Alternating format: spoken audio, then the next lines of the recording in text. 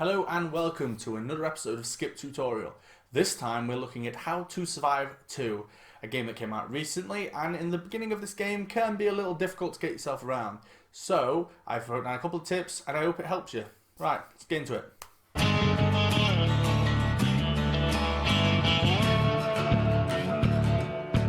Okay, first things first, you have a big pool of XP. Everything you do, from killing enemies, completing missions, even pretty much collecting anything, goes into this pool. Unfortunately, when you die, you lose a percentage of it. It'll tell you what percentage. It can be 5, 10 or more depending on how many times you've died recently. Unfortunately, you can't get that back anyway, so dying does have its penalties, but they're not too bad.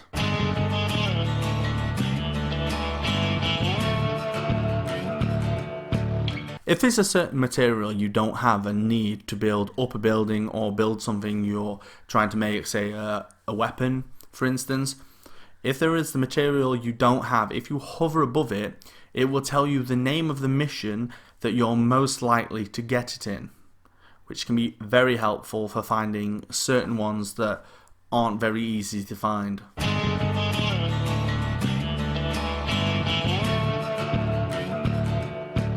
Talking of the missions, you can increase and decrease the difficulty of the missions by 5 either side of your level. So say if you're level 10, you can make the difficulty level 5, or you can make the difficulty level 15. This can be helpful if you're trying to farm XP, but if you're only trying to farm items, then putting it down would probably be the better idea.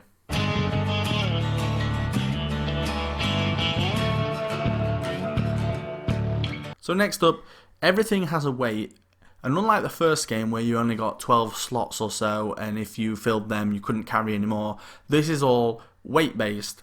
So as soon as you hit 100, you do start to get some negative effects, but it takes a good while to get there, and if you make sure you put stuff in your trunk, you won't really have a problem with this. There is also a quick stack button in the top right of your trunk that will quickly put everything that isn't equipped to you into the trunk.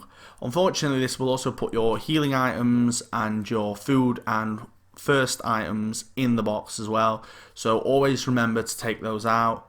And as an added little thing, if you've put the lockpicking perk on, you should always take a screwdriver with you at all times, because that's how you lockpick, and if you don't have one, even if you have the skill, you won't be able to do it.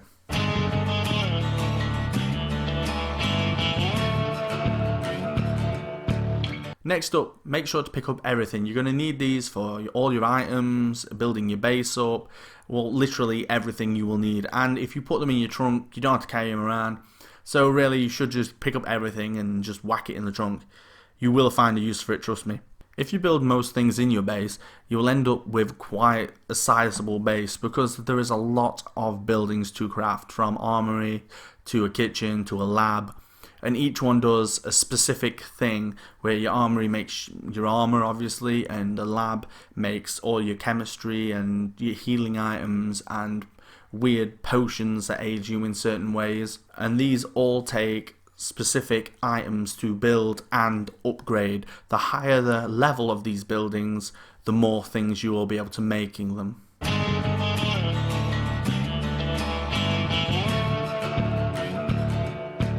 So when you first start out in this game, whilst you're a low level, it's worth running around the whole map just to uncover it, to find more of Kovac's bunkers, also picking up all the materials you find on the way. These bunkers work as a fast travel point. You go in and then you can select which one you come out of. This is also good to build your base right next to one. One, because you will be going down to see Kovac quite a lot, but secondly, you can then fast travel directly to your base instead of having to fast travel near it and run back to it every single time.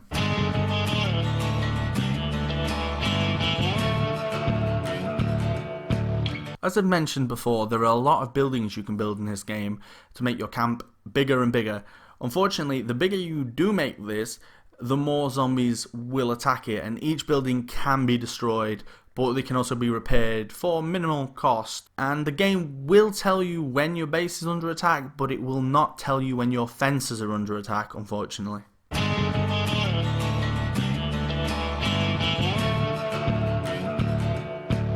When you first start this game, you'll be given multiple options, so you can play it on your own with up to 300 people, or you can go online and play with someone else. So you can either join their camps or make your own. Now, when you join their camp, you can play that for as long as you want, but if at any point you decide you want to start your own, or you want to go to a different camp, or maybe your friend starts playing it, you want to play with those, you can leave their camp and join your friends or make yourself a new one, and you will keep everything you have on you. So your armor, or your weapons, even your level will stay the same. So even if their base is only level 5, you can be whatever level you are higher than that, but you won't obviously be able to level up until the camp exceeds your level.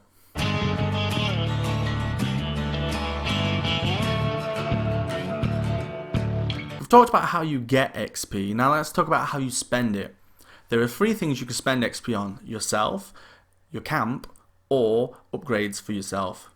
Now, you can only upgrade your level to the level of the camp. So if it's level 5, you can get up to level 5, but you can't go any higher till the camp's leveled up. Thing is, if you level up the camp, this automatically increases all of the zombies' levels at the same time. So the higher the level of the camp, the higher and the harder the zombies are. This is something to take into consideration whilst upgrading yourself as well. Because the harder a zombie is to kill, the less you're going to do and the littler the XP you're going to gain from it.